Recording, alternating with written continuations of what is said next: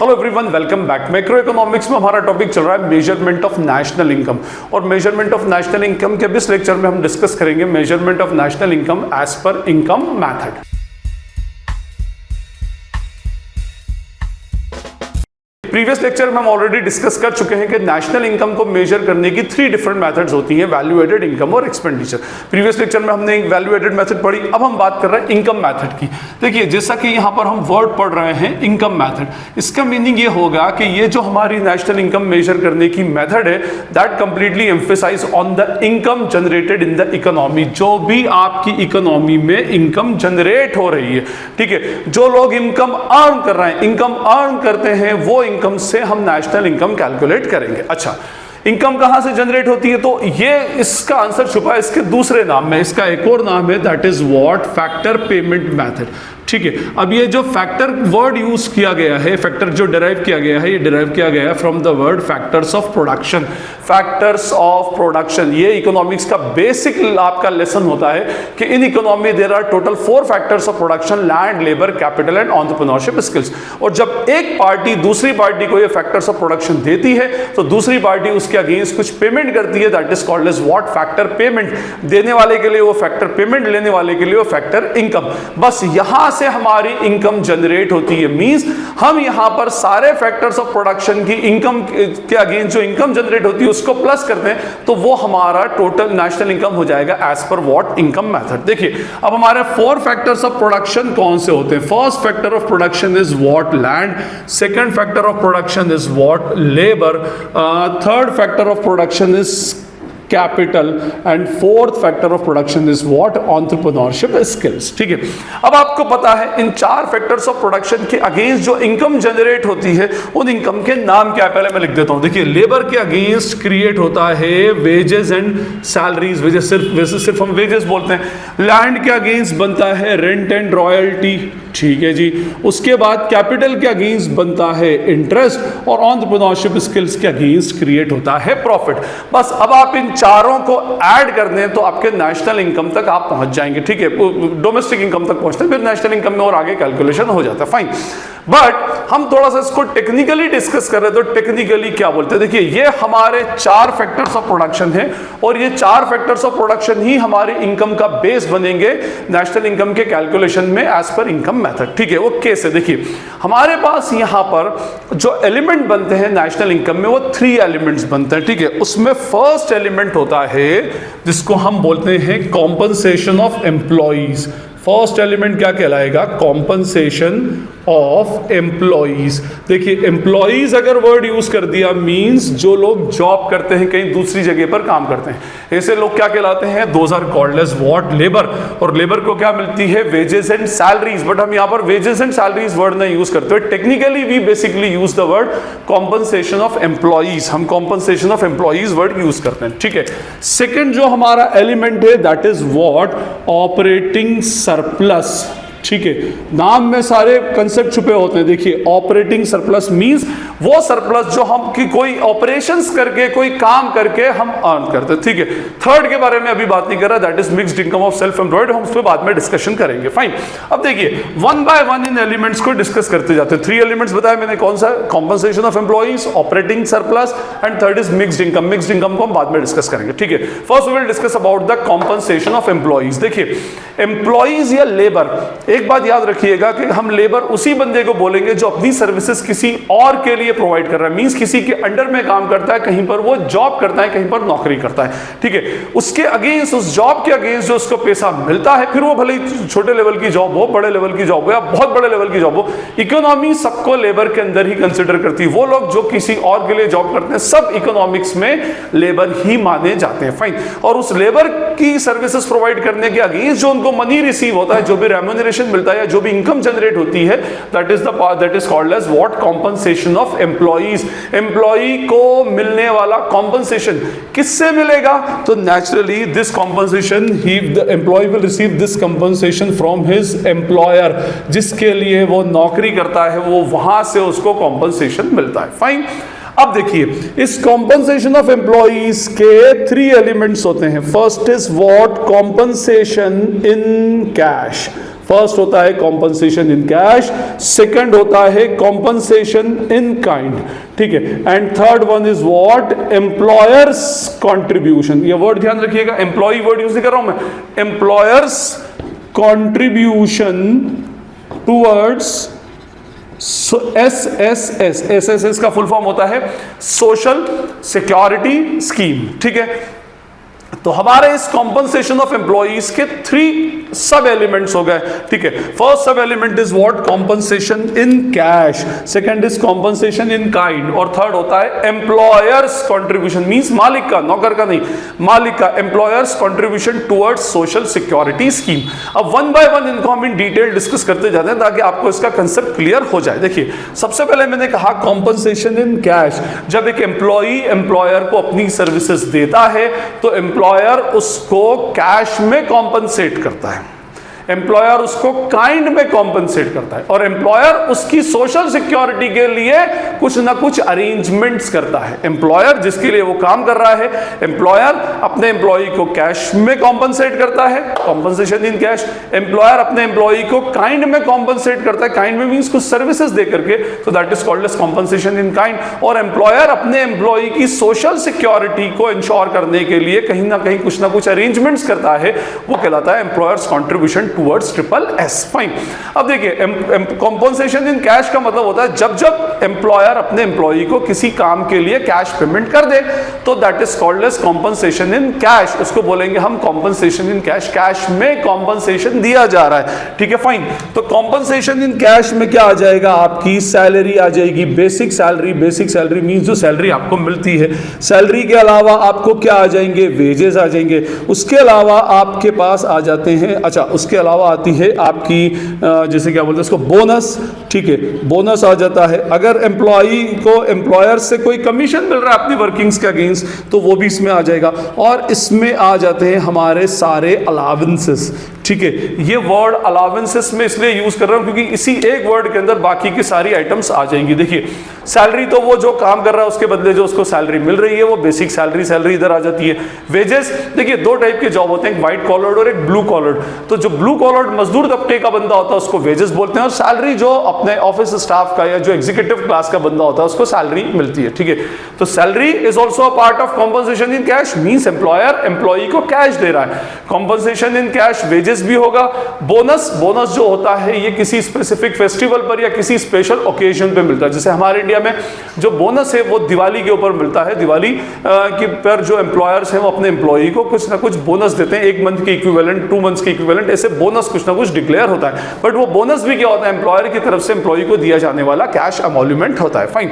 उसके अलावा कमीशन में देखिए बहुत सारे ऐसे जॉब्स भी होती है जिसमें एक बेसिक एक फिक्स सैलरी तो होती है, प्लस उनके जो भी उनका परफॉर्मेंस होता है उस परफॉर्मेंस के ऊपर एक स्पेसिफिक परसेंटेज ऑफ कमीशन भी होता है, तो that is called as commission. Commission भी कैश में दिया जाता है तो इसी में आएगा। और फिर उसके बाद होता है अलावेंसेस। देखिए अलावेंसेस में बाकी सारी चीजें नहीं लिख रहा यहाँ पे, अलावेंसेस में सब आ जाएंगे। अलावेंसेस का मतलब होता है भत्ता, हिंदी में उसको बोलते हैं भत्ता, मींस किसी स्पेशल वर्क के लिए कोई पेमेंट, कैश पेमेंट कर दिया जाए तो that is called as what, allowance. यहीं से आपको कॉम्पनसेशन इन कैश और कॉम्पनसेशन इन काइंड का कंसेप्ट समझ आएगा। देखिए जैसे मान लें कि अगर बाय चांस एम्प्लॉयर एम्प्लॉई को जो सैलरी दे रहा है वो तो कॉम्पनसेशन इन कैश में आ जाएगी। एम्प्लॉयर ने एम्प्लॉई से कहा कि बिसाइड सैलरी हम आपको 10,000 रुपया पर मंथ देखें फॉर HRA। HRA का फुल फॉर्म होता है हाउस रेंट अलावेंस। ठीक है, आपके पास घर नहीं है, आप घर ढूंढ लीजिए, कोई फ्लैट, कोई बंगलो, जो भी आपको ढूंढना है, बट हम आपको हर मंथ उस घर के किराए को, उस घर के रेंट को कॉम्पनसेट करने के लिए 10,000 रुपए देंगे, 10,000 रुपीज देंगे। मकान नहीं दे रहा है, यहां पर हाउस के रेंट को कॉम्पनसेट करने के लिए कंपनी कुछ एक्स्ट्रा मनी दे रही है, कैश में दे रही है, तो ये किसमें आ जाएगा, कॉम्पनसेशन इन कैश। इसको बोलते हैं HRA, हाउस रेंट अलाउंस। अच्छा, फिर ये आपके ऊपर है, आप 10,000 से ज्यादा का रेंट का हाउस लें, 10,000 से कम के रेंट का हाउस लें, इक्विवेलेंट टू 10,000 का हाउस लें। अगर 10,000 से ज्यादा का लगता है तो 10,000, मान लो आपने 12,000 पर मंथ का एक फ्लैट रेंट पे लिया, तो उसमें से 10,000 तो कंपनी ने कॉम्पनसेट कर दिया, कंपनी की तरफ से आ गया, 2,000 आपकी जेब से लग जाएंगे। एनीवे, ये मतलब नहीं है, मींस किसी भी काम के लिए अगर कंपनी की तरफ से आपको कोई स्पेशल मनी रिसीव हो जाए, कोई पैसा रिसीव हो जाए, तो that is called as compensation in cash.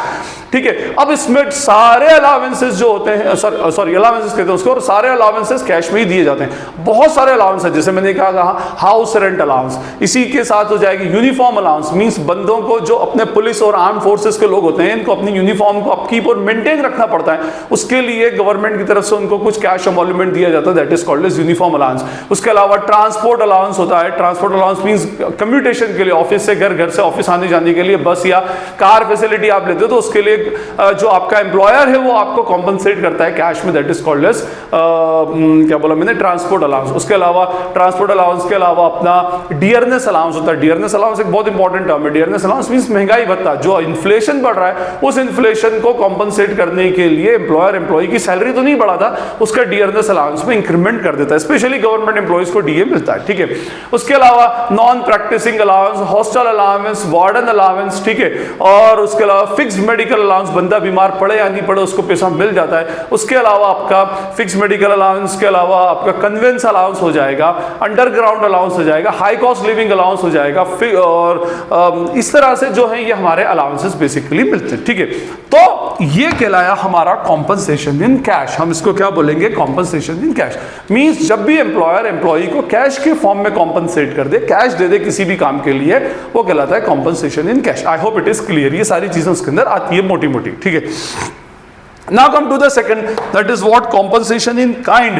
यहां पर एम्प्लॉयर एम्प्लॉई को सर्विसेज दे देता है either फ्री ऑफ कॉस्ट और एट कंसेशनल रेट। जैसे मैंने अभी आपसे क्या कहा कि एम्प्लॉयर ने एम्प्लॉई को जो सैलरी दी और कहा कि हम 10,000 रुपया पर मंथ आपको हाउस रेंट को कॉम्पनसेट करने के लिए HRA देंगे। इंस्टीड ये भी तो बोल सकता था भाई एम्प्लॉयर एम्प्लॉई को कि भाई आपके पास मकान नहीं है तो आप जाओ, कंपनी का एक फ्लैट खाली है, उस फ्लैट के अंदर जाके रहो फ्री ऑफ कॉस्ट, आपसे कोई भी रेंट नहीं लिया जाएगा। अब देखिए यहां पर प्रीवियस एग्जांपल में HRA में हाउस के रेंट को कॉम्पनसेट करने के लिए कैश दिया जा रहा था, और यहां पर पूरा का पूरा हाउस ही दे दिया गया कि जब तक जॉब पर हो इसमें रहो। तो that is called as what, rent free accommodation या रेंट फ्री हाउस सर्विसेज, इस तरह से होता है उसमें। तो जब भी कभी कोई सर्विसेज कैश में न दी जाए, कोई भी ऐसा एमोल्यूमेंट है वो कैश में न दिया जाए, उसके अगेंस्ट सर्विसेज दे दी जाए, तो that is called as what, compensation in kind. उसको कॉम्पनसेशन इन काइंड बोलते हैं। टेक्निकली इसके लिए टैक्स में एक वर्ड यूज होता है, दैट इज व्हाट, परक्यूसिट्स। परक्यूसिट्स का मीनिंग होता है कॉम्पनसेशन इन काइंड। सर्विस दे दी जाए, कैश नहीं दिया जाए। यूनिफॉर्म दे दी जाए, यूनिफॉर्म का पैसा नहीं दिया जाए। कार दे दी जाए, कार के लिए पैसा नहीं, कम्यूटेशन के लिए पैसा नहीं दिया जाए, ठीक है। फूड दे दिया जाए, फूड के लिए पैसा नहीं दिया जाए, लंच के लिए। तो अगर किसी काम के लिए आपको कैश मिल गया तो that comes under the heading of allowances, और वो हो जाएगा कॉम्पनसेशन इन कैश। और अगर वो चीज ही मिल गई, तो वो सर्विसेज मिल गई, तो वो आ जाएगा किसके अंदर, कॉम्पनसेशन इन काइंड के अंदर। आई होप इट इज क्लियर। इसको हम परक्यूसिट्स बोलते हैं। तो अगर आपको बोला जाए कि भाई लंच फैसिलिटी, फ्री लंच, तो वो कॉम्पनसेशन इन काइंड है। Interest free loan, compensation in kind है, ठीक है। लंच अलावेंस, तो वो हो जाएगा कॉम्पनसेशन इन कैश। आप इसको डिफरेंशिएट करना आना चाहिए। चलिए जी, सेकंड थर्ड पॉइंट की हम बात करें, employers contribution towards SSS social security scheme. देखिए एम्प्लॉई अपने सारे एफर्ट्स लगाता है एम्प्लॉयर के बिजनेस के लिए, ठीक है, और उसके अगेंस्ट उसको सैलरी मिल रही है, बट फिर भी क्या होता है कि एक स्पेसिफिक एज के बाद एम्प्लॉई क्या होगा, रिटायर हो जाएगा 60-62 ईयर्स के बाद में।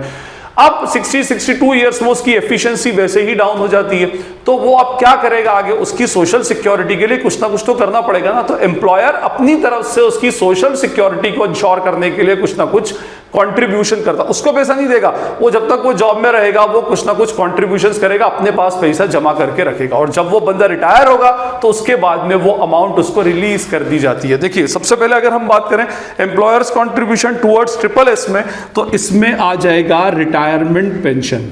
अगर हम बात करें इसमें क्या आएगा, सबसे पहले रिटायरमेंट पेंशन। बंदा जब रिटायर होता, जब तक वो जॉब में था तब तक उसको अपने एम्प्लॉयर से सैलरी रिसीव हो रही थी, और जैसे ही वो रिटायर हुआ तो उसके बाद उसको रिटायरमेंट पेंशन रिसीव होती है, तो इसमें आ जाएगा रिटायरमेंट पेंशन। इसके अलावा एक हो जाता है इसमें amount contribution to provident fund. Provident fund, देखिए प्रोविडेंट फंड एक ऐसा कॉन्ट्रीब्यूशन होता है जिसमें जैसे अगर किसी एम्प्लॉई को मान लें 50,000 रुपीज पर मंथ की सैलरी रिसीव हो रही है, इस बंदे को 50,000 रुपया पर मंथ सैलरी बताई गई। अब इसमें से एम्प्लॉयर बोलेगा कि हम आपकी सैलरी में से 10% अमाउंट प्रोविडेंट फंड में डिडक्ट कर लेंगे, मींस 5,000 रुपीज डिडक्ट कर लिया जाएगा और उस बंदे को 45,000 रुपीज का पेमेंट हो जाएगा। अब ये जो 5,000 रुपीज है ये एम्प्लॉयर अपने पास रखेगा, ठीक है। लेकिन आप बोलेंगे सर ये तो एम्प्लॉई का कॉन्ट्रीब्यूशन हो गया, एम्प्लॉयर का कहां है? तो एक्चुअली क्या होता है, जितना उसकी सैलरी में से डिडक्ट होता है सेम अमाउंट एम्प्लॉयर भी उसमें कंट्रीब्यूट करता है। मींस 5 आपने एम्प्लॉई की सैलरी में से डिडक्ट किए और 5,000 रुपया फिर एम्प्लॉयर अपनी जेब से उस कंट्रीब्यूशन में डालेगा, एम्प्लॉयर को नहीं देगा, उस कंट्रीब्यूशन में डाल देगा। अब हर मंथ इतना 10,000 रुपीज उसके अकाउंट में डिपॉजिट हो रहा है, उसके प्रोविडेंट फंड अकाउंट में। अब जब वो बंदा रिटायर होगा या जॉब छोड़ेगा तो उसको उस टाइम पर फिर लम सम पेमेंट जितना भी हुआ विथ इंटरेस्ट वो सारा का सारा पेमेंट उसको कर दिया जाएगा। तो that is called as what? Contribution to provident fund. But याद रखिएगा कि क्वेश्चन के अंदर एम्प्लॉई का कंट्रीब्यूशन नहीं लेना, क्योंकि एम्प्लॉई का कंट्रीब्यूशन इस बेसिक सैलरी में आ चुका होता है, उसमें इंक्लूडेड होता है। यहां पर हमें किसका कंट्रीब्यूशन लेना है? सिर्फ एम्प्लॉयर का। Employer's contribution is to be considered, हमें सिर्फ एम्प्लॉयर का कंट्रीब्यूशन कंसीडर करना है, ठीक है। तो इस तरह से जो उसकी सोशल सिक्योरिटी के लिए प्रोविडेंट फंड में पैसा डाले, सुपर एनुएशन फंड में पैसा डाले, स्टैट्यूटरी प्रोविडेंट फंड हो, पब्लिक प्रोविडेंट फंड, जब अगर एम्प्लॉयर पैसा डाल रहा है, वैसे एम्प्लॉयर पब्लिक प्रोविडेंट फंड में पैसा नहीं डालता, बट अगर एम्प्लॉयर उसके प्रोविडेंट फंड में या किसी भी उसकी सोशल सिक्योरिटी को इंश्योर करने के लिए कोई फंड में पैसा डालता है तो that is called as what? Employer's contribution towards social security scheme. इसमें एक और आता है ग्रेच्युटी, ठीक है, तो ग्रेच्युटी भी इसके अंदर आ जाएगा, ठीक है। I hope it is clear. तो अब हम इन तीनों को ऐड कर देंगे, compensation in cash, compensation in kind और एम्प्लॉयर्स कंट्रीब्यूशन टुवर्ड्स SSS, तो हमारे पास आ जाएगा कॉम्पनसेशन ऑफ एम्प्लॉइज। हमारा फर्स्ट एलिमेंट कंप्लीट हो गया। चलिए जी, ठीक। Now come to the second element. Second element is what? Operating surplus. Operation से, काम से क्या हो जब भी आपको कोई प्रॉफिट मिलता है। अब देखिए इसमें दो होते हैं ऑपरेटिंग सरप्लस में। First is what? Income from property. First होगा इनकम फ्रॉम प्रॉपर्टी और सेकंड होगा इनकम फ्रॉम एंटरप्रेन्योरशिप, ठीक है। Income from property, property means आपकी एसेट, आपकी अपनी एसेट से अगर आपको कोई इनकम रिसीव होती है तो that is called as income from property. अब देखिए लैंड, जो लैंड का प्रोवाइडर है तो land itself is an asset, तो लैंड के अगेंस्ट जो पैसा उसको मिलता है that is called as income from property. क्या मिलता है? एक तो उसको मिलेगा रेंट और क्या मिलेगा उसको? रॉयल्टी। ये दो चीजें अगेंस्ट द लैंड मिलती है। और लैंड जो होती है किसी भी बंदे की अपनी प्रॉपर्टी होती है, अपनी एसेट होती है। तो जब वो किसी को लैंड देता है उसके अगेंस्ट रेंट मिलेगा मंथली बेसिस पर। और अगर कोई एक्सट्रैक्शन का वर्क है, कोल माइन का वर्क है, या मैं कहूँ कोई ऑयल वेल है इस तरह से, या कोई भी इस तरह का जहां से कोई एक्सट्रैक्शन होता है तो उससे मिलने वाला पैसा उसको रॉयल्टी कहलाता है। तो वो लैंड से मिल रहा है, प्रॉपर्टी से मिल रहा है। आपने किसी को लैंड दी, उसके अगेंस्ट आपको पैसा मिल गया। Anyway fine. तो एक तो प्रॉपर्टी हमारी हो गई लैंड, लैंड के अगेंस्ट हमें रेंट और रॉयल्टी मिलती है। एक प्रॉपर्टी हो गई हमारी कैपिटल, अरे मनी भी तो है, मनी आपको किसी को देते हो तो वहां से क्या मिलता है आपको? इंटरेस्ट। तो ये तीन चीजें, दो फैक्टर्स ऑफ प्रोडक्शन के against, rent and royalty and interest, ये तीनों किसका पार्ट होती हैं? These are the part of income from property and income from property is the part of operating surplus, ठीक है। तो अब देखिए अगर मैं आपको फैक्टर्स ऑफ प्रोडक्शन के पॉइंट ऑफ व्यू से देखूं तो मेरे तीन फैक्टर्स ऑफ प्रोडक्शन हो गए। लैंड हो गया, सॉरी लेबर हो गया, लैंड हो गया, लैंड किस में आया? Income from property operating surplus में, और कैपिटल भी हो गया। अब एक बचा है एंटरप्रेन्योरशिप स्किल्स। और एंटरप्रेन्योरशिप स्किल्स जो होती है, एंटरप्रेन्योर जो होते हैं ये बिजनेस को रन करते हैं। और बिजनेस क्या अर्न करता है? प्रॉफिट अर्न करता है।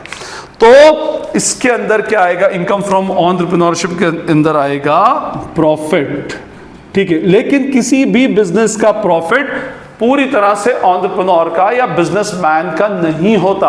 अब जैसे अगर हम कंपनी की बात करें तो कंपनी का जितना प्रॉफिट होता है ना, वो पूरा प्रॉफिट वो अभी शेयर होल्डर के हाथ में, कंपनी के ओनर के हाथ में नहीं आता। इस प्रॉफिट के तीन क्लासिफिकेशंस होते हैं, तीन हिस्से कर दिए जाते हैं। फर्स्ट होता है कॉर्पोरेट टैक्सेस, ठीक है। सबसे पहले जो प्रॉफिट आपने अर्न किया उसमें से गवर्नमेंट का शेयर दे दो, गवर्नमेंट को उनके टैक्सेस दे दिए जाएं। जैसे लेट सपोज अगर 1,000 रुपए का कंपनी का प्रॉफिट हुआ है तो इसमें से मान लो अगर 10% टैक्स है तो 100 रुपया क्या देना पड़ेगा आपको टैक्स का। मतलब ये वो ऐसा प्रॉफिट है जो प्रॉफिट होते हुए भी कंपनी के ओनर के हाथ में नहीं आता। Okay fine. सेकंड होता है इसमें डिस्ट्रीब्यूटेड प्रॉफिट या डिस्ट्रीब्यूटेबल प्रॉफिट, ठीक है, जिसको हम टेक्निकली बोलते हैं डिविडेंड। ठीक है। अब इस कंपनी के प्रॉफिट में से पूरा प्रॉफिट शेयर होल्डर को या कंपनी के ओनर को नहीं बांटा जाता, इसका कुछ पार्ट ओनर को बांटा जाता है और कुछ पार्ट रिटेन कर लिया जाता है। तो जो पार्ट इसमें से डिस्ट्रीब्यूट किया जाएगा, मान लें हम 500 रुपए हमने इसमें से शेयर होल्डर को डिस्ट्रीब्यूट कर दिए, तो वो क्या रहता है डिस्ट्रीब्यूटेबल प्रॉफिट या डिस्ट्रीब्यूटेड प्रॉफिट। ठीक है, जिसको हम टेक्निकली क्या बोलते हैं, we used to call it as dividend. अब 1000 में से 100 इधर 500 इधर बचे 400, तो कंपनी 400 को अपने फ्यूचर अनसर्टेनिटीज के लिए रख लेती है ताकि उसकी वेल्थ भी बढ़े और कभी इन केस अगर फ्यूचर में कोई अनसर्टेनिटी हो जाए तो वो अनसर्टेनिटी को इसी से कॉम्पनसेट करे। That is called as what, undistributed profit. ये ऐसा प्रॉफिट हुआ कि जो डिस्ट्रीब्यूट नहीं हुआ है, अनडिस्ट्रीब्यूटेड प्रॉफिट। इसको हम बोलते हैं अकाउंट्स की लैंग्वेज में रिटेन्ड अर्निंग्स, ऐसी अर्निंग्स जो अभी रिटेन्ड करके रखी गई है। ठीक है, लेकिन ये भी किसका है, ऑपरेटिंग सरप्लस के पार्ट है। भाई बिजनेस से बड़ा ऑपरेशंस और क्या होगा, फाइन, तो ऑपरेटिंग सरप्लस का ही पार्ट है। ठीक है, तो ये ऑपरेटिंग सरप्लस में फर्स्ट क्या है, income from property, rent, royalty और इंटरेस्ट। इसमें क्या क्या आएगा, लैंड और कैपिटल का अगेंस्ट, और इनकम फ्रॉम एंटरप्रेन्योरशिप जिसको हम क्या बोलते हैं प्रॉफिट। और प्रॉफिट के 3 क्लासिफिकेशन है, कॉर्पोरेट टैक्स, डिस्ट्रीब्यूटेबल प्रॉफिट जिसको हम बोलते हैं डिस्ट्रीब्यूटेड प्रॉफिट को डिविडेंड, और एक होता है undistributed profit that is called as what, retained earnings. ठीक है, फर्स्ट एलिमेंट था हमारा कॉम्पनसेशन ऑफ एम्प्लॉई, सेकंड था ऑपरेटिंग सरप्लस।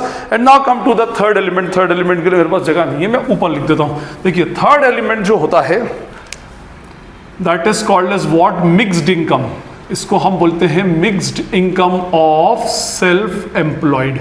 देखिए ये mixed income of self employed का मीनिंग होता है जो लोग अपने फैक्टर्स ऑफ प्रोडक्शन को यूज करके खुद का बिजनेस चला रहे हैं। ठीक है, मतलब कहीं पर वो एज ए लेबर जॉब नहीं कर रहे, अपनी लैंड थी, उस लैंड को उन्होंने अपने ही बिजनेस के यूज में लिया, अपने खुद ही काम करते हैं, मींस उसके अंदर खुद ही बिजनेस करते हैं, अब लेबर को लगा रखा होगा शायद, बट वो पूरी तरह से उनके बिजनेस में लगे हुए हैं। कैपिटल भी उसी ने इन्वेस्ट किया और वही एंटरप्रेन्योर भी है। जो हमारे नॉर्मल जो हमारे आसपास की शॉप्स होती हैं और जो छोटे मोटे बिजनेस होते हैं, ये इस टाइप के बिजनेस कहलाते हैं mixed income of self employed. मतलब वो लोग जो अपने फैक्टर्स ऑफ प्रोडक्शन को यूज करके अपने ही बिजनेस में प्रोडक्टिविटी के काम में लगे होते हैं, that is called as what, mixed income of self employed. तो ये थर्ड एलिमेंट होता है हमारा mixed income of self employed, means बंदा अपने फैक्टर्स ऑफ प्रोडक्शन को यूज करेगा और अपनी ही गुड्स एंड सर्विसेज को वो अल्टीमेटली प्रोड्यूस करता है। ठीक है, तो हमारे 3 एलिमेंट्स हो गए पूरे। First is what, compensation of employee, second is operating surplus and third is mixed income of self employed. अच्छा, इसके कुछ पॉइंट्स में स्पेशल आपको बता दूं। फर्स्ट देखिए ये हमारी मेन हेडिंग्स है, जो इनके एलिमेंट्स हैं, these are our main headings. इनको हम मेन हेडिंग बोलते हैं। जैसे कौन कौन से, फर्स्ट था हमारा कंपनसेशन ऑफ एम्प्लॉइज, उसके बाद ऑपरेटिंग सरप्लस और फिर mixed income of self employed. फिर उसके बाद these are the sub headings, these are the part of what, main headings. ठीक है, ये इसके मेन हेडिंग के पार्ट हैं। अब अगर आपको क्वेश्चन में कॉम्पनसेशन ऑफ एम्प्लॉइज भी दे दे और कॉम्पनसेशन इन काइंड भी दे दे, तो दोनों को प्लस नहीं करना। कॉम्पनसेशन ऑफ एम्प्लॉइज में already compensation in kind included है, तो अगर ये हेडिंग मिल गई तो फिर इनका इंपॉर्टेंस खत्म हो जाता है। इन द सेम वे अगर ऑपरेटिंग सरप्लस मिल गया तो फिर इनका इंपॉर्टेंस खत्म हो जाएगा। ठीक है, अच्छा दूसरी बात, अगर जैसे कॉम्पनसेशन इन कैश दे दे तो फिर इंडिविजुअल इनका इंपॉर्टेंस खत्म हो जाता है। तीसरी बात, यहां पर अगर प्रॉफिट दे दिया, ठीक है, ऑपरेटिंग सरप्लस में, आपको वहां पर इतना डिटेल में क्वेश्चन में करने की रिक्वायरमेंट नहीं है कि भाई कॉम्पनसेशन इन कैश अलग करें, कॉम्पनसेशन इन काइंड अलग करें, ऐसा नहीं करें। वहां पर कंफ्यूजन अगर हो गया और एक भी वैल्यू उल्टी सीधी डाल दी तो मार्क्स जाते हैं। एनीवे, प्रॉफिट अगर बोला है तो प्रॉफिट अपने आप में मेन एलिमेंट है, और प्रॉफिट में कॉर्पोरेट टैक्स, डिस्ट्रीब्यूटेबल प्रॉफिट और अनडिस्ट्रीब्यूटेड प्रॉफिट।